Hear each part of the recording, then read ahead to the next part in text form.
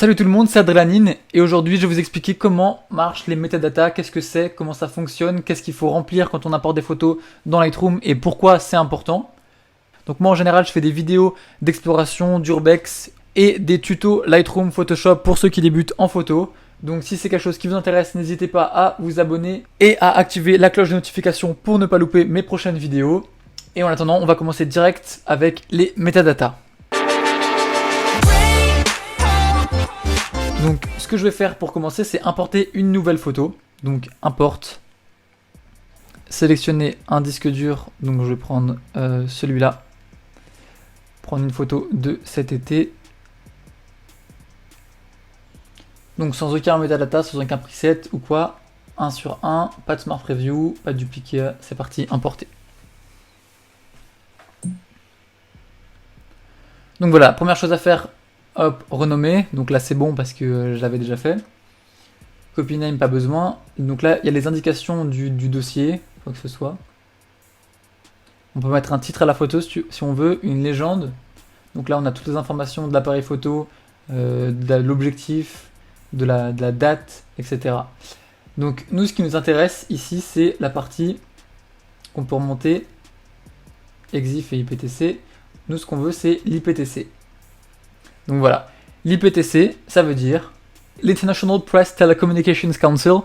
C'est en gros tout ce qui va permettre donc juridiquement de savoir à qui appartient une photo. Donc quand on commence, je vais vous apprendre juste comment créer un preset. Vous avez juste un preset d'IPTC, vous avez juste besoin de le faire une seule fois, et ensuite ça sera bon. Donc Creator, vous pouvez mettre votre nom, donc moi c'est Adrélanine, si j'y arrive. Job title, photographe. Adresse, vous pouvez mettre votre adresse, moi je la mets pas. Ville, donc je mets rien en fait, pas besoin de mettre des tirets. Ville, Paris. Postal code 75015. Country, France. Votre numéro de téléphone, vous pouvez le mettre aussi. Email, moi je le mets. Website, hop, je le mets, mais c'est pas très important. Le plus important en fait, c'est votre nom, votre prénom, enfin ouais, votre nom et un moyen de contact, donc votre numéro de téléphone ou votre email. Parce que dans le contenu, on n'est pas obligé de décrire la catégorie, les autres ou quoi que ce soit. Dans image, c'est vraiment la localisation de l'image, donc on n'en a pas forcément toujours besoin. Statut, bon bah pareil, on n'est pas obligé. Copyright statut, là il faut mettre copyrighted, copyright avec votre nom. Et voilà. Donc c'est surtout ça. Donc c'est surtout cette partie qui est assez importante à remplir. Une fois que c'est fait, vous pouvez aller dans Preset, Edit Preset, et enregistrer cette partie-là. Donc, en fait, vous allez cocher que là où vous avez rempli. Donc IPTC copyright, là c'est coché. Là c'est coché, coché, coché, coché. Hop, on va cocher ça aussi.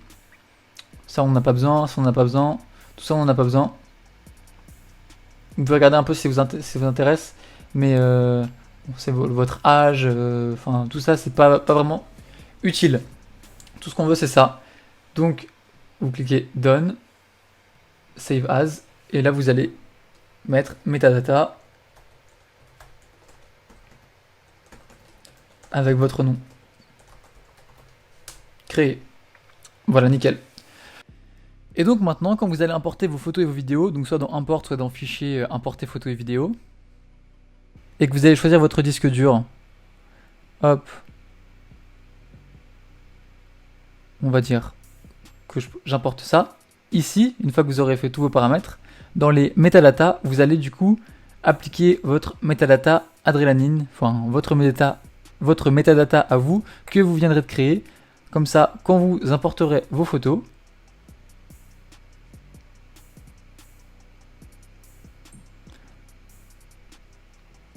quand vous regarderez à droite, vous aurez directement toutes les informations qui sont attachées. Votre email, votre site internet, votre numéro de téléphone, votre nom, tout ce que vous avez rempli précédemment, tout sera directement, donc voilà le copyright en bas, tout sera directement inscrit dans les photos. Donc comme ça, si elle se perd par email ou quoi, comme j'ai expliqué, ça sera très pratique pour la retrouver. Donc c'est vraiment juste un clic à faire au début quand on importe nos photos et on n'a plus du tout à s'en soucier, ça reste coché par défaut. Et pour les photos qui sont déjà importées, que vous venez d'importer et vous n'avez pas encore mis les metadata, vous pouvez tous les sélectionner avec commande A ou en cliquant sur la première puis sur la dernière avec Shift enfoncé. Et dans Preset, vous cliquez directement sur, donc vous allez avoir rien du tout.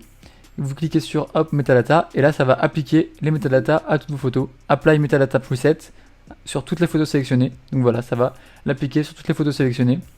Donc vous allez vous retrouver avec toutes vos photos qui sont déjà dans vos catalogues, qui seront appliquées de vos metadata, de vos champs IPTC. Et pour toutes les prochaines photos que vous importerez, comme je viens de vous dire, il ne faudra pas oublier de cocher le petit truc metadata pour que toutes vos photos maintenant aient vos coordonnées. Je vais vous montrer un peu aussi comment remplir ça avec la location et le GPS, ça peut être très utile. Donc on va sur Instagram, dans l'onglet Explore, on recherche, on va dans le lieu, et on peut taper Singapour par exemple, parce que moi la photo a été prise à Singapour. On va prendre celui-là parce que c'est le plus utilisé de Singapour, il me semble. Il n'y a pas le nombre de publications, avant il y avait le nombre de publications. Bon, peu importe, on va prendre un Singapour, comme ça. Cliquez sur cet endroit-là et on peut l'ouvrir dans Google Maps. Et quand on monte en haut, hop, ici on a les coordonnées GPS qu'on va copier, qu'il va falloir un peu, donc c'est un peu une petite gymnastique mais ça va le faire, qu'on va transformer pour correspondre à ce que Lightroom demande. Donc on se retrouve sur Lightroom. Vous cherchez un convertisseur de coordonnées GPS. Nous ce qu'on veut c'est ça, North and East. Donc on va coller la latitude et la longitude. Hop. Get address. Et là on va avoir ça. Donc c'est ça qu'il va falloir qu'on copie. Comme ça. Hop. N, on enlève le S, 1 degré, 21, hop, comme ça. Et pareil pour le E. Hop. On enlève le W, 103 degrés, machin. Hop, hop, hop. On copie ça et on va dans Lightroom. Et ici dans GPS, c'est ça qu'il faut coller. Avec une virgule. Non, je me trompe toujours. Alors il faut mettre le N à la fin en fait. N à la fin du premier et E à la fin. Nickel, donc là on a les GPS et quand on va dans Map maintenant, on devrait avoir, voilà nickel, la photo qui est mappée à Singapour.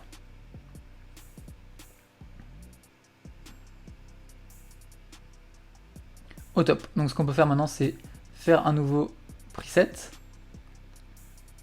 Sauf que là on va rien enregistrer à part la coordonnée GPS. Et voilà, on va l'appeler GPS Singapour.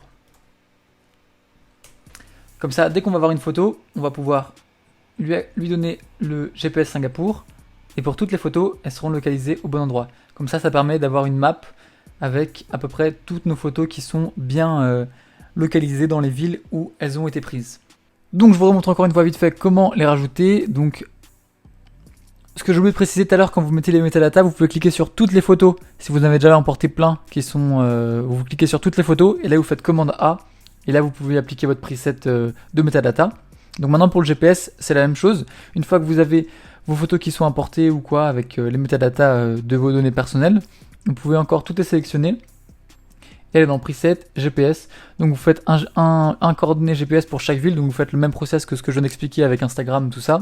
En prenant les GPS, donc moi j'ai GPS, bon là c'est un autre catalogue, du coup ils y sont pas tous, mais j'ai toutes les villes où je suis allé, donc là je vais mettre Singapour par exemple, et en cliquant dessus, pareil, il va l'appliquer, et comme on a sélectionné que le GPS, il va pas supprimer toutes les informations, il va juste rajouter en plus, dans la partie location, le GPS, donc voilà. Et pour gagner du temps, moi ce que j'ai fait, c'est que j'ai carrément créé un preset Adrénaline Paris, qui combine les métadatas de mes informations plus le GPS de Paris. Comme ça, j'ai pas besoin de le faire en 2 étapes. Comme ça, quand j'importe, je mets directement Adrenaline Paris, comme la plupart du temps je shoot à Paris, et ça me met directement à la fois le GPS et à la fois mes informations personnelles pour me contacter. Et en fait, je fais ça parce qu'avant sur Instagram, on ne pouvait pas changer l'endroit de la photo. En fait, quand on poste une photo maintenant sur Instagram, on peut mettre n'importe quelle ville. Genre, on peut mettre une photo de Paris et la taguer à Lyon ou à Marseille ou à New York. On peut taguer n'importe quoi. Alors qu'avant, Instagram lisait les informations GPS des photos et il te laissait taguer que l'environ de là où la photo avait été prise. Du coup, pour contrer à ça et pour pouvoir me permettre de mettre mes villes aux bons endroits, parce que quand je les exportais, il n'y avait plus aucune info et je pouvais plus taguer rien du tout. Du coup, c'est pour ça que j'ai créé ce système. Mais maintenant, je m'en sers surtout dans la map. Donc maintenant, vous avez fait ça, vous avez enregistré vos presets de copyright et vos presets des villes où vous shootez le plus. Mais maintenant, du coup, à quoi ça sert? Bah justement, ça sert à ça. Donc je vais exporter la photo. Et donc dans les paramètres d'export, dans les metadata, il demande qu'est-ce qu'on veut. Copyright only, copyright et contact, all camera, etc., etc., etc. Donc par exemple, si je mets copyright et contact info et que je l'exporte. Donc ma photo a été exportée. Maintenant, si je l'ouvre, voilà, super magnifique. Et si je vais dans les previews et que j'ouvre l'inspector, donc là on a les paramètres de la photo, les générales, les exifs, et là on a les IPTC, créateur, adrénaline, photographe, copyright, adrénaline, contact, avec mon adresse email et mon site internet, l'adresse, votre numéro de téléphone, vous avez tout. Donc si votre photo se perd un peu sur internet, si vous l'envoyez à quelqu'un, qu'elle se retrouve un peu perdue sur internet comme ça arrive très souvent et qu'une agence tombe dessus et a besoin de vous contacter, la photo leur plaît, ils ont envie de vous engager en tant que photographe et ils ont envie de retrouver le photographe, mais la photo s'appelle 2018-07-31 ou quoi que ce soit. Donc en général déjà il faut renommer ses photos avec son nom dedans aussi, ça peut être pas mal. Mais bref, la photo est perdue. De toute façon, quand on va l'importer sur Facebook, sur Twitter, sur Instagram, en général, ce qui se passe, c'est que le nom disparaît et malheureusement aussi, les métadatas disparaissent aussi. Mais si elle est passée de main en main sur des clés USB, sur des emails, sur des sites internet et qu'il y a encore l'IPTC, si un jour quelqu'un tombe dessus, et au moins il pourra vous contacter, soit pour vous payer pour acheter la photo, soit pour vous engager pour des photos futures. Et il y a un copyright au moins dessus, comme ça vous êtes sûr que quelqu'un ne peut pas l'utiliser comme bon le semble. Même si en France c'est plus un droit d'auteur qu'un copyright, au moins il y a toujours une notion d'appartenance qui n'est pas publique. Donc ça c'est une bonne chose à faire et c'est important de le faire pour pas que toutes nos photos disparaissent un peu. Donc comme je disais, tous les réseaux détruisent un peu tous les métadatas, les IPTC et tout pour que justement ça soit un peu flou de ce niveau-là. Mais ça va sans doute aller de mieux en mieux vu qu'ils commencent de plus en plus à mettre des copyrights sur les musiques, sur les lives, sur de plus en plus. Je pense qu'au final ça va réussir à rester et que ça sera beaucoup plus facile de retrouver un créateur plus tard. Donc c'est pour ça que c'est important de le faire dès maintenant. Donc voilà, c'était tout ce qu'il y a à savoir sur les metadatas. J'espère que cette vidéo vous aura intéressé, vous aura appris des choses. En tout cas, si ça vous a servi, n'hésitez pas à lâcher un petit pouce bleu. Si c'était pas très clair, n'hésitez pas à me dire pourquoi, à poser vos questions dans les commentaires. Et n'hésitez pas aussi à vous abonner pour plus de tutos. Je vais passer en détail dans la retouche photo, dans le print, dans les collections, parce que ça c'est quelque chose qu'on m'a beaucoup demandé, la différence entre les collections, les catalogues, tout ça. Comment bien retoucher une photo, comment se servir un peu des subtilités, des plugins de Lightroom à avoir. Donc voilà, si vous voulez pas louper ça, n'hésitez pas à vous abonner et à activer la petite cloche.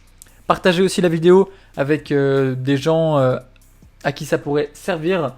Et si vous voulez voir un peu plus mon travail, c'est sur Instagram, Adrénaline. Donc n'hésitez pas à m'envoyer un DM, dire que vous venez de YouTube, ça fait toujours plaisir. Et en tout cas, c'était Adrénaline, on se retrouve pour une prochaine vidéo. A plus, ciao.